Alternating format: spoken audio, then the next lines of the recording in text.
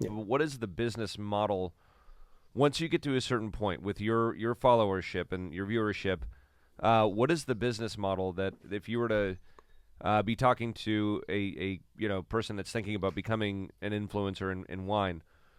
What is the business model that you would say is the best route to be able to turn it into a job that's also your passion?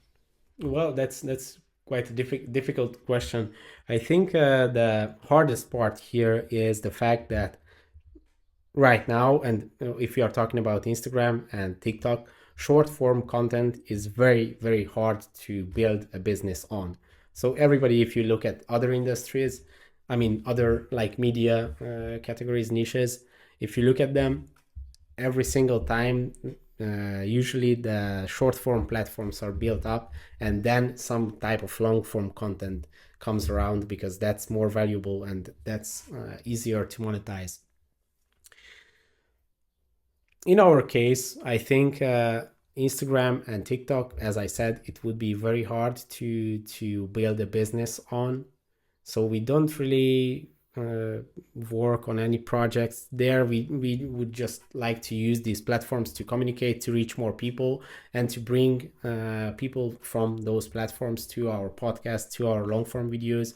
Actually, I already made a few, but we are working on some bigger projects, some long form docu style videos, which we are very passionate about. I'm a huge fan of filmmaking, so I am trying to combine these ideas of wine education, telling the stories of the wine industry, and packaging it in like a little bit artistic, nicer viewing experience movies.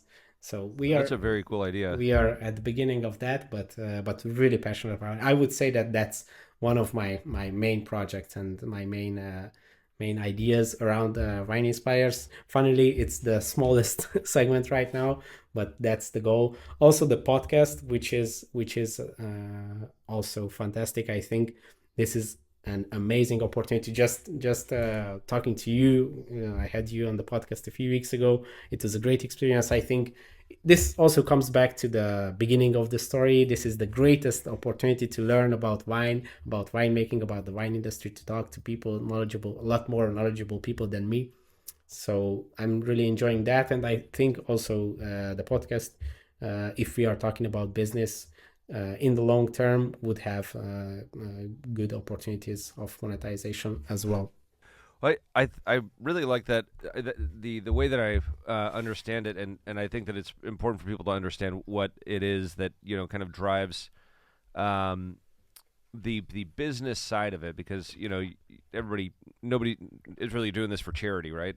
You want to do what you love, but you also want to be able to survive and thrive through Yeah. it.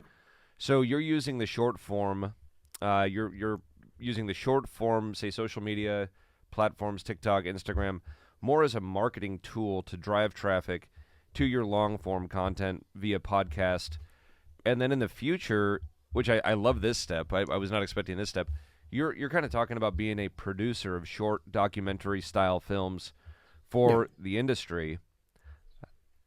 That's very cool. Yeah, and when I'm thinking about these films, I mean, would a big goal be to maybe get it like streaming on like a streaming service, Amazon? Wow. Hey, I'm Think seeing big. it right Yeah. now. Dream Of course. big. Right now. Okay. Of course. I totally agree that we should have these bigger goals and ideas, and I do have them. It's just a little bit funny from this stage, from the very beginning, but definitely, yeah. I want to create the highest level films possible, but there's a lot of work required before that. But yeah, Well, I believe in it, and I see it right there. That's what I'm thinking for you. In the future, I I'd like think to I see think it. it'd be I could totally see like a series coming out Yeah. of like, you know, 10 episodes, each one focusing on one different winery and what their ideologies are. You got to kind of like wrap it all together somehow. But I mean, I could see people getting into that. yeah. Yeah. We're we're just trying to become part of your management team right now. Yeah. So, I mean, but yeah, if you get something signed on with that, and like all of a sudden you're able to go, because you could either go locally or go globally. But imagine you do a segment for a great producer with a great personality behind the brand in Argentina. Same thing in France, Spain, Italy, Hungary, California, Oregon, like South Africa.